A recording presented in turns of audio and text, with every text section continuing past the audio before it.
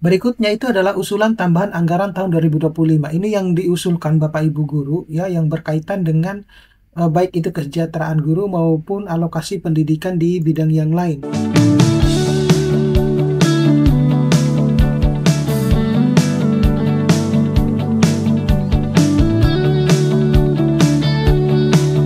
Baik Bapak Ibu guru, Assalamualaikum warahmatullahi wabarakatuh. Informasi yang akan saya sampaikan pada video kali ini itu adanya rapat Menteri Pendidikan dan DPR terkait dengan tambahan dana tunjangan guru dan anggaran pendidikan yang insya Allah akan direalisasikan dalam waktu dekat ini. Nah, oleh karena itu Bapak Ibu guru bisa menyaksikan video ini sampai full ya. Mudah-mudahan apa yang saya jelaskan bisa Bapak Ibu pahami gitu. Nah, yang pertama dulu ini adalah alokasi anggaran awal. Nanti pada slide-slide berikutnya saya akan menunjukkan anggaran tambahan khusus untuk tunjangan guru ya. Nah, tapi kita bahas dulu karena ini berkaitan dengan pendidikan, maka harus saya bahas satu persatu gitu ya. Nah, kalau kita lihat di sini untuk alokasi anggaran awal Kementerian Pendidikan Dasar dan Menengah itu Menteri menyampaikan bahwa Kementerian Pendidikan Dasar dan Menengah itu memperoleh anggaran dengan rincian bahwa 1,69 triliun itu untuk rupiah murni non operasional, kemudian 3,13 triliun untuk rupiah murni operasional, 1,43 miliar untuk badan layanan umum, 9,48 miliar dari pendapatan negara bukan pajak. Nah, anggaran ini difokuskan untuk program-program prioritas di sektor pendidikan. Nah, selanjutnya itu adalah program Indonesia Pintar, yang ini juga banyak diperhatikan oleh teman-teman guru, di mana PIP ini mendapatkan alokasi sebesar 1,43 triliun. Nah, manfaatnya itu ditujukan untuk 18,59 juta siswa.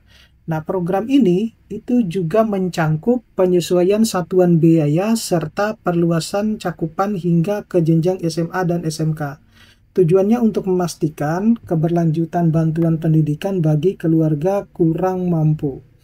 Nah, yang menariknya itu adalah pada tunjangan guru non-ASN. Nah, di sini yang banyak sekali dibahas waktu rapat anggota dengan anggota DPR RI karena merasa bahwa guru ASN itu kurang mendapatkan perhatian.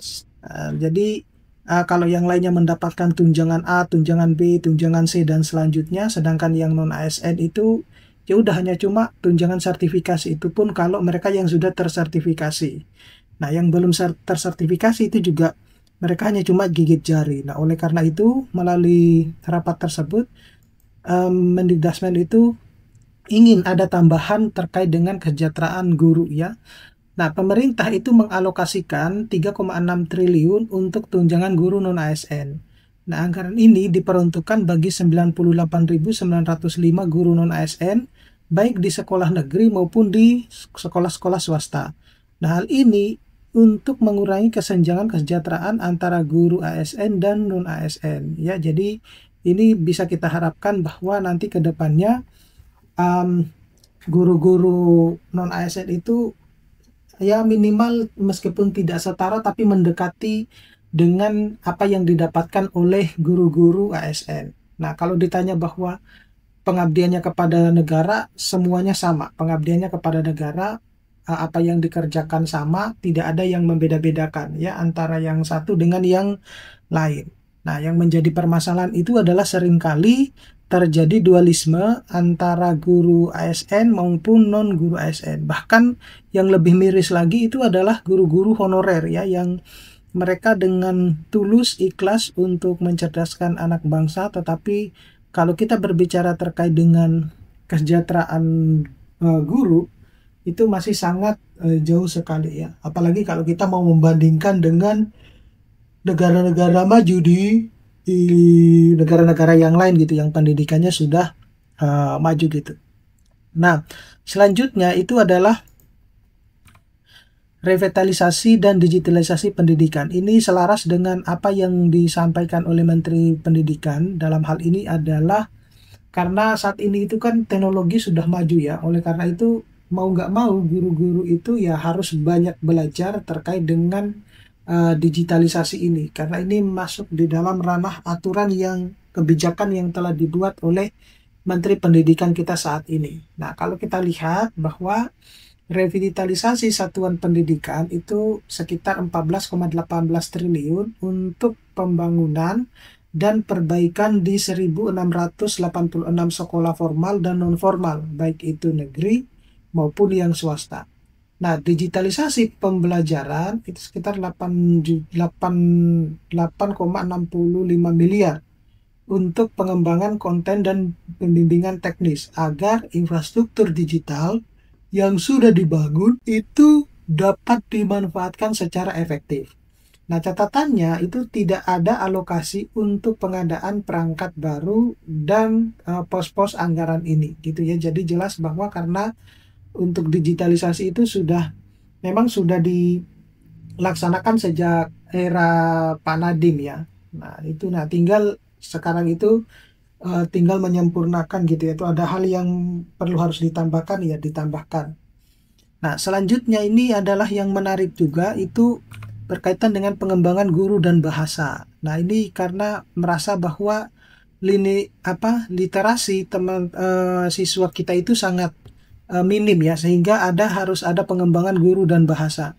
Nah, pendidikan profesi guru dan bantuan pendidikan mulai dari S1 hingga D4 bagi guru tetap dilanjutkan untuk meningkatkan kualifikasi akademik, di mana khusus untuk guru-guru yang mau melanjutkan ke jenjang S1 maupun D4 ataupun S1 itu akan difasilitasi melalui beasiswa. Ya, itu sudah jelas ya, sudah tertuang bahkan di aturan. Kemudian penjaminan mutu pendidikan itu dilakukan melalui sistem akreditasi,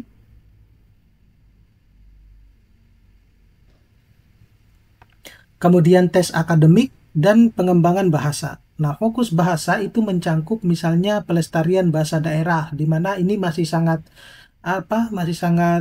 jarang ya, atau sedikit kita itu mendapatkan ada buku-buku yang khusus untuk bahasa-bahasa daerah. Yang paling umum ya tentu bahasa Jawa ya, tetapi untuk bahasa-bahasa yang lain itu masih perlu harus dilestarikan. Kemudian permartabatan bahasa dan sastra Indonesia itu juga penting. Dan peningkatan literasi melalui buku bacaan bermutu dan tes uji kemahiran bahasa Indonesia. Nah, yang mungkin kalau guru-guru masih jarang yang mendengar terkait dengan tes uji kemahiran bahasa Indonesia. Ini juga nggak gampang Bapak Ibu guru ya. Itu ya hampir sama dengan tes bahasa Inggris seperti itu. Berikutnya itu adalah usulan tambahan anggaran tahun 2025. Ini yang diusulkan Bapak Ibu guru ya, yang berkaitan dengan baik itu kesejahteraan guru maupun alokasi pendidikan di bidang yang lain. Menteri itu mengajukan tambahan anggaran sebesar 52,9 triliun dengan alasan kebutuhan pembangunan pendidikan yang lebih besar. Nah, usulan ini itu disampaikan oleh Menteri Keuangan sebelumnya, kemudian Bappenas dan Satnet ya. Tambahan tersebut mencangkup misalnya penyesuaian biaya PIP untuk SD hingga SMP serta perluasan ke prasekolah pendukung program wajib belajar 13 tahun atau 12 tahun sekolah plus 1 tahun prasekolah. Kemudian peningkatan insentif bagi guru non-ASN dari 300.000 menjadi 500.000 per bulan Bapak Ibu guru ya. Di situ yang banyak ya, meskipun tidak begitu besar mungkin dinilai oleh sebagian orang, tetapi ini sudah cukup membantu ya. Kemudian ada percepatan revitalisasi sekolah yang rusak atau berdampak bencana. Kemudian ada dukungan terhadap KKG, kelompok kerja guru, dan MGMP atau musyawarah guru mata pelajaran. Ada percepatan digitalisasi pembelajaran dan penguatan STEM, penguatan pendidikan vokasi agar lulusan lebih siap kerja, dan perluasan pendidikan khusus dan layanan khusus untuk menjamin inklusivitas. Nah, untuk dana alokasi ya, dana alokasi khusus pendidikan 2026 berdasarkan surat bersama nomor 24 Juli 2025, total dana alokasi khusus non-fisik seluruh bidang sebesar 150,7 triliun. Dari jumlah itu 130,8 triliun itu dialokasikan untuk pendidikan yang meliputi bantuan operasional sekolah dan tunjangan guru ASN daerah.